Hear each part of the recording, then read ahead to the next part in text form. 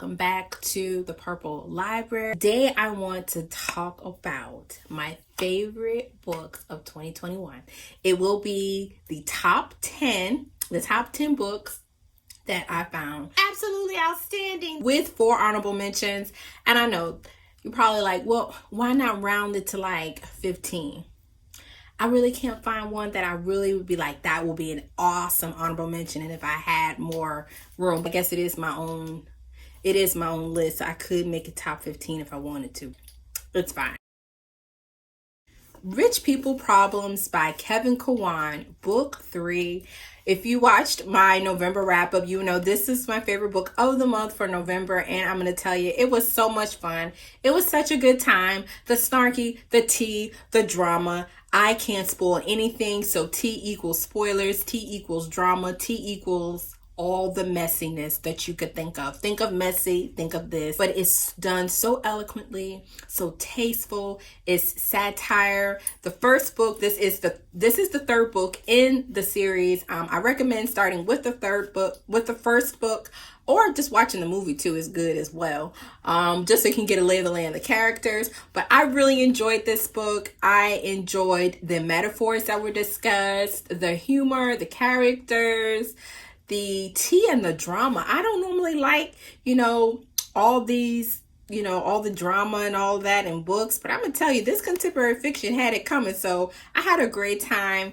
Definitely deserved the honorable mention seat for sure. Pachinko by Min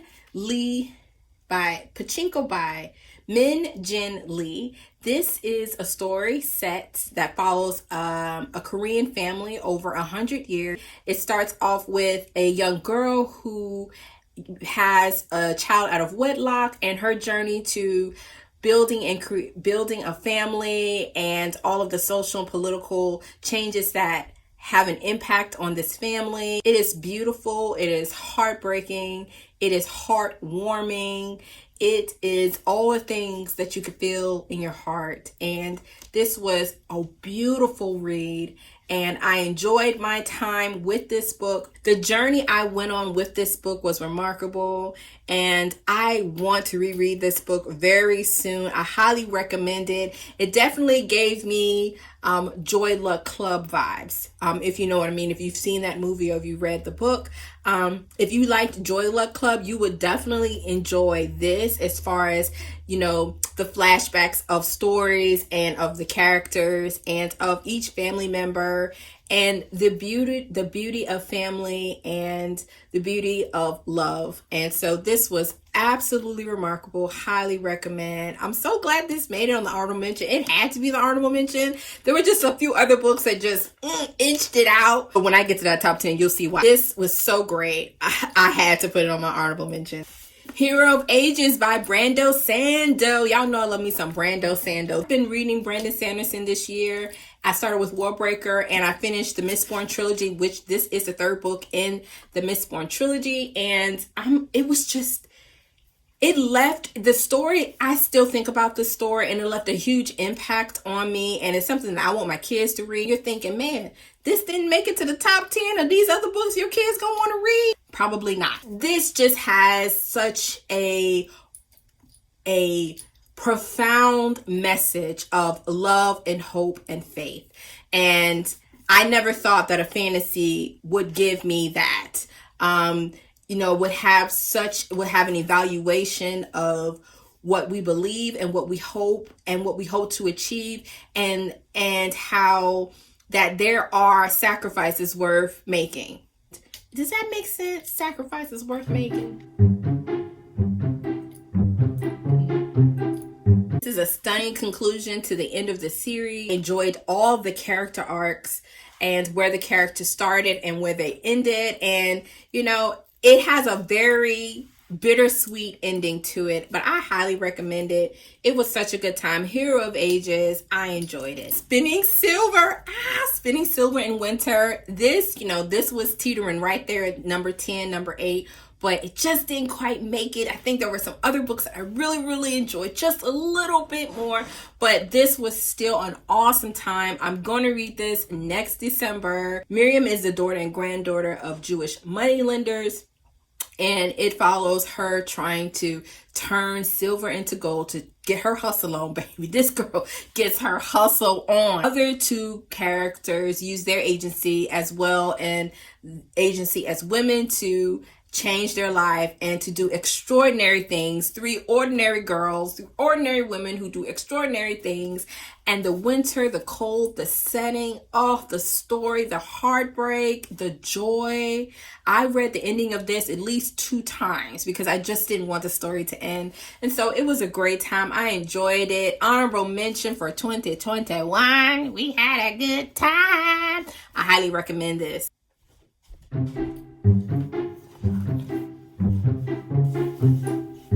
Now to the top 10. Ooh. Number 10, In My Dreams I Hold a Knife by Ashley Weinstein. Years after graduation, a group of friends all come back for a reunion, but one of them is murdered. What happened? Book came from me. I heard a lot of great things about it. People were talking about it. And buzz on BookTube can be overinflated at times, and it could be just not what my tastes are. But my book bestie said, girl, you gotta read this. And I was like, what? She and I have enjoyed reading thrillers together usually. And so I said, okay, I'll go get it, girl. For you, I'll go get it. And let me tell you, this book came for me in the comments, okay? Sometimes I was reading this book thinking like, why is she all in my business? She then took this book, took my life, and put it on the pages for everybody to read. And I am enjoying it. I didn't murder nobody. I don't want y'all to think I murdered anybody. That's what I'm saying. But the author, she really delves into perfectionism and what it means to be accepted and to not be accepted, and the issues of trying to fit in, and the ego and the social peer pressure of just trying to be in the it crowd and what that means, and knowing that somebody sees you at your worst and they still actually want to hang out with you. Wow, that it really comes for you. And this is the author's first book. This is her first published work, and she comes for it. She doesn't hide. She's high stakes. She definitely evaluates the human psyche and why we make the decisions we make, and her take on that. She comes for you in this book. I enjoyed it. I enjoyed the whodunit parts. This was a solid entry for 10. By far the best thriller I read this year. I think this is the only thriller on my list. And I read quite a few thrillers this year, but this was the best. And I highly recommend. It's not for kids though. Don't read this to your children. Okay. Number 9. The City of Brass by C.A.S.A.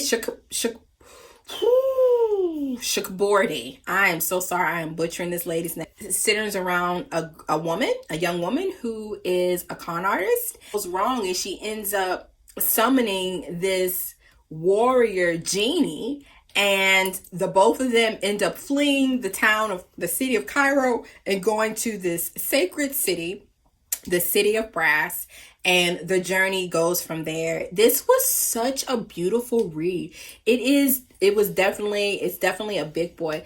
But when I read this story, I found myself remembering why I enjoyed reading again.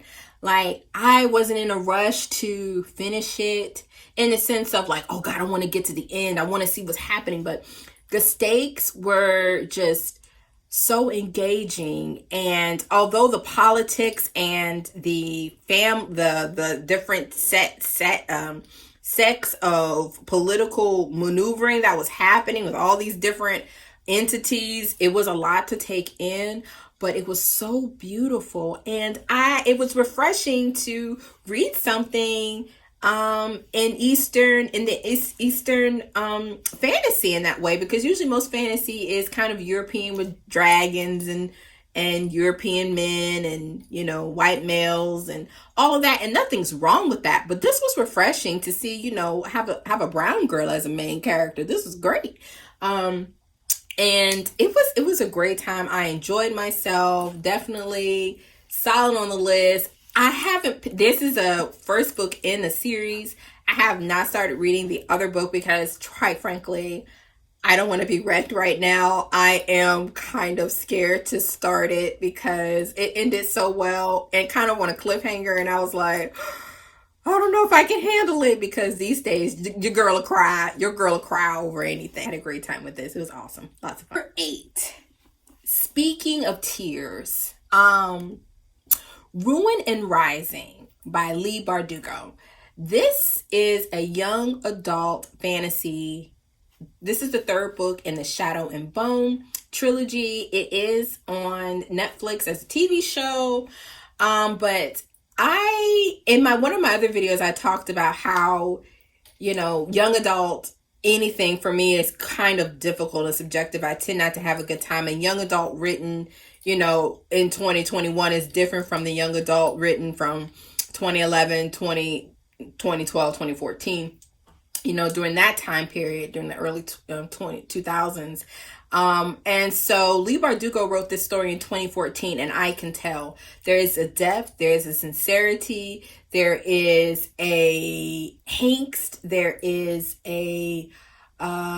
there's just so much involved in this story that was just so beautiful. So this is the 3rd book in the series. The 1st book follows a girl who ends up having a power to summon the sun. Elena, who's a soldier, and she's a soldier in this war, and there is a section of this country that is called the Fold. So at one point in time, there was the Darkling that caused darkness to come upon all of the world. Regiment is attacked, and she realizes she has dormant magic.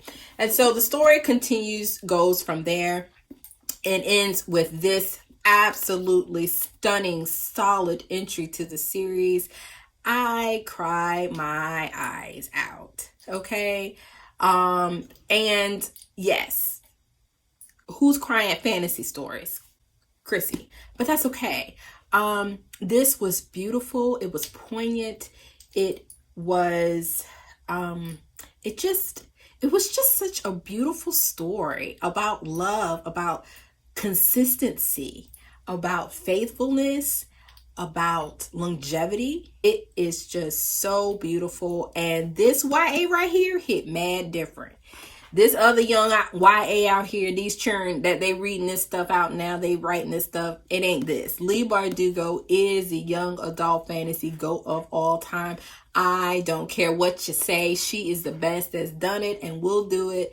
And I enjoyed this YA series. And maybe that's why I, have a hard time with reading other young adult fantasy, because I know some good stuff when I read it. And this is chef's kiss, solid entry.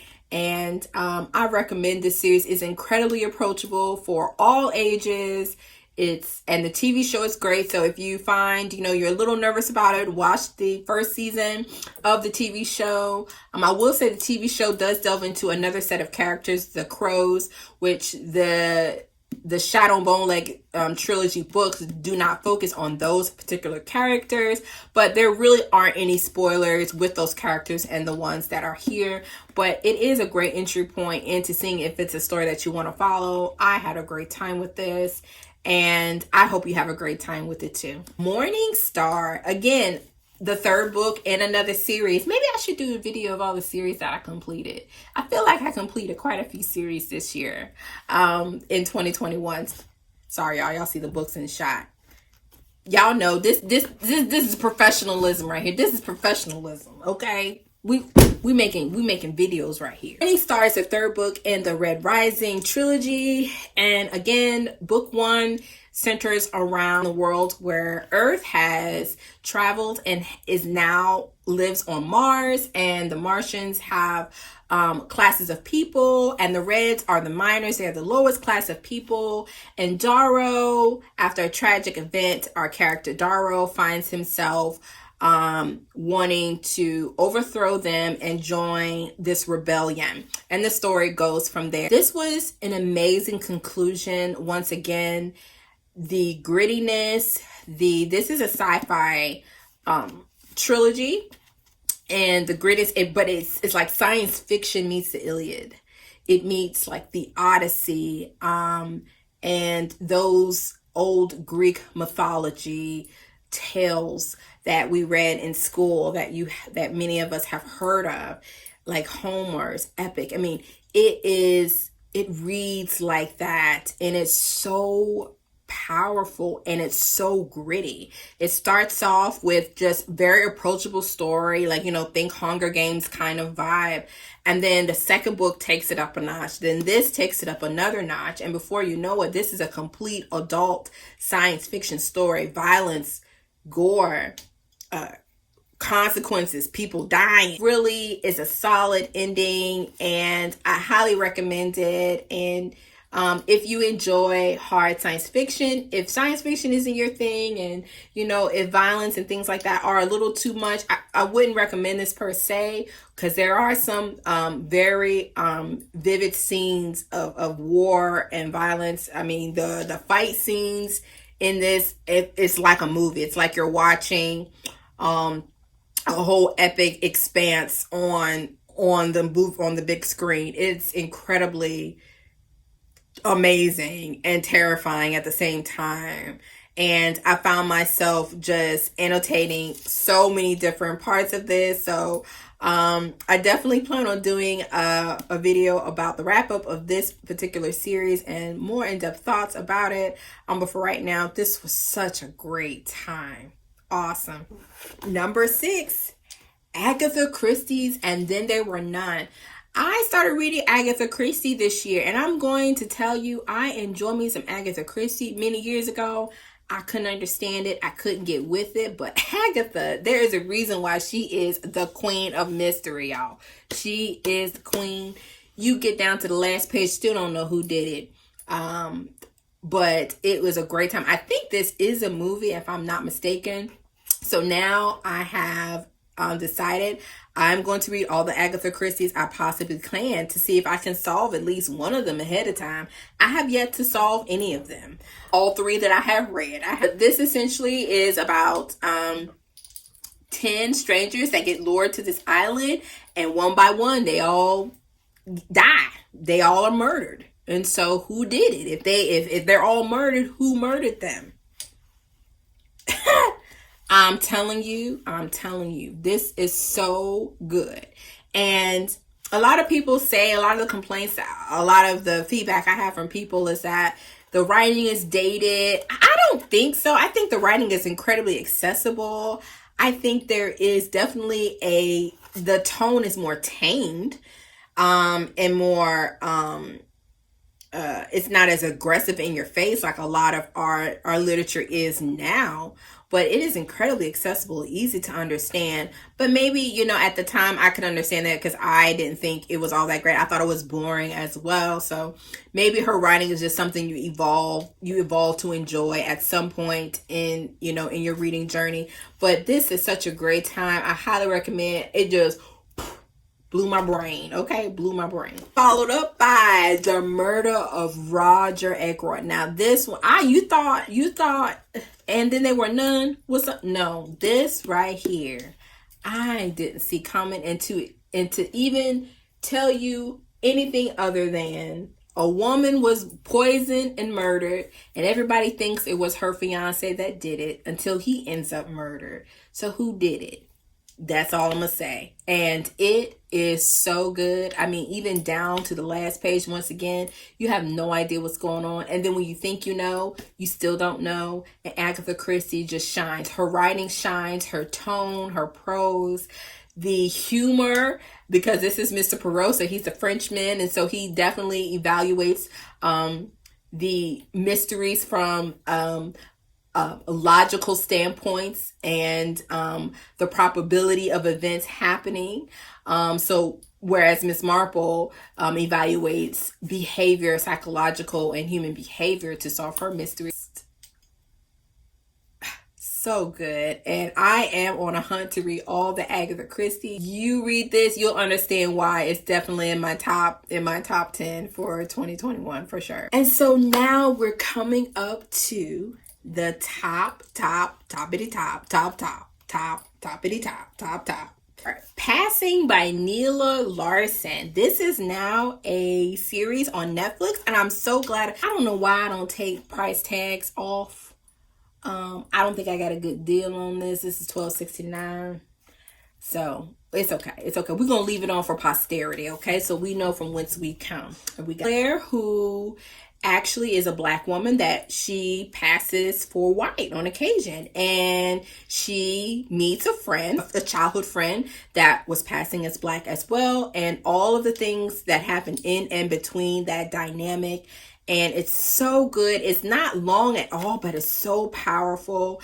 My book bestie recommended this book to me as well, and I'm going to tell you, it is now one of my favorites of all time. I recommend everyone read this. Definitely watch the show as well. I have not seen the Netflix show yet, but I don't really have a intention to watch the show, because this is just so powerful. The evaluation of what it means to pass and why African American people felt they had to pass to even get some kind of semblance and treatment, or better treatment, because being African American is complicated and difficult. Essentially lives between two worlds, passing as white and being in the Black community. And is she accepted in either one? Beautiful evaluation. And in my opinion, this is my opinion, I didn't hear this from anyone or see anyone. I really think that Neela, this is really very close to her story on what I believe happened with her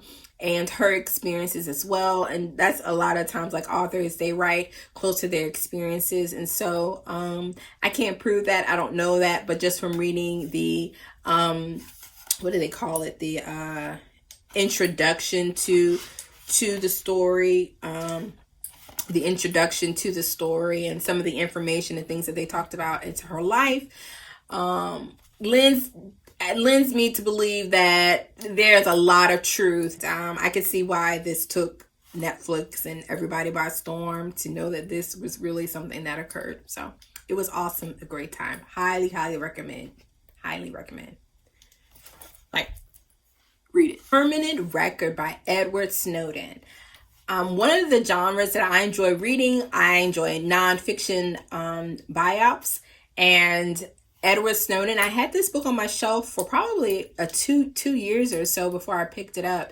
And I saw the movie, and I know what everyone on the media and everyone talked about his story and, what it meant for him to be a patriot. Is he not a patriot? Did he betray our country? And I appreciate his voice. This is now one of my favorites of all time. His voice is distinct. For him to be such a huge a data nerd and to be so technically advanced in his thinking, for him to write such an approachable and accessible declaration of his experience and the testimony of the things that happened to him was just profound. Everyone should read this, and you ain't woke unless you read this. I'm just saying. Make your decision after you hear from him and what he thinks. But this essentially follows him. He pretty much talks about his life and all the events leading up to the data breach. There ain't much more to tell you than that. It's so good. You just gotta read it. Book 2, Educated by Tara Westover. This book is about Tara Westover and her life living with her survivalist parents who grow herbs and were completely off the grid, and her struggles with education, with social norms, with being always on the outside of things, her first experiences into going into college and with her family, and all the dynamics that consist of that was incredibly powerful. It is a book that means so much to me. I didn't know it would impact me in such a way that really speaks to a generation, really speaks to the love and the longevity and the forgiveness of family, and how sometimes those things can be bittersweet. I listened to the audiobook. I plan on purchasing it for my physical library. But it is one that I highly recommend. There are some very hard things that happen. There are some strong tones in the story. So definitely some warnings about trauma, abuse, and some racial discrimination and things like that happen in the story. So some warnings about that, trigger warnings if those things tend to be issues for you in your reading. So just a heads up on that. But if those things are, you're okay with that, I definitely recommend it. It was such a good time. I literally cried my eyes out. Like, I listened to the last 10 minutes for probably 5 times, just crying my eyes out because it was so powerful, so poignant, so raw, so honest. And for Tara to bear herself in such a way is impactful, and it is unforgettable, and you have to just read this. And it is now one of my favorites of all time, and I immensely enjoyed it. I FaceTime my book bestie. I was like, she was like, girl, you be crying over just the blue sky. You okay? It just moved. It just moved me, and it'll stay with me for all my days. I'll have to say that. Maybe it's a little dramatic, but that's just how I feel. And the audiobook was great. I listened to it on the audio. Great time as well. I am very curious to see if the story will still impact me when I read it physically again, because I do plan on rereading it. I'm so looking forward to all of that. Favorite book of the year is Birthright by Timothy Alberino.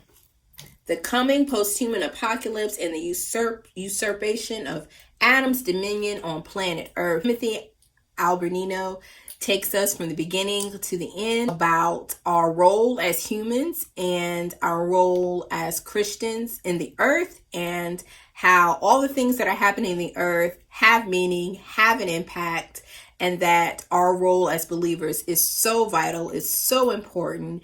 And this was prolific. This is a book that I believe everyone should read, whether you're a Christian or not. Whatever your belief system, this is accessible. It is approachable. It is such a great time. And I found myself realizing, oh my gosh, this is all about love. It is all about love. It's all about knowledge. It's all about God wanting to give us an extension of himself. And I'm going to tell you, this is one of my favorite books of all time and my favorite book of the year. I will be rereading this book because there's so much in it. It's so dense with all the things, and it's biblically sound. There is a strong voice. It is more of an academic read, so it does not read like a narrative story would, but the writing is accessible. It is approachable. There are a lot of dense and in-depth topics that can be fringe and can be maybe uncomfortable for some readers, but I enjoyed it. I appreciate Timothy Alberino having the guts to write this and put it out there for everyone to read, and to encourage everyone to really be set free. And so this is amazing. You have got to check this out. Thank you so much for being here. Thank you so much for watching this little chocolate girl talk about books, okay? Because, hey, it's what we do here in the Purple Library. What were your favorite books of the year? Did I mention any of your favorites this year? Let me know if you plan on reading any of the books that I mentioned.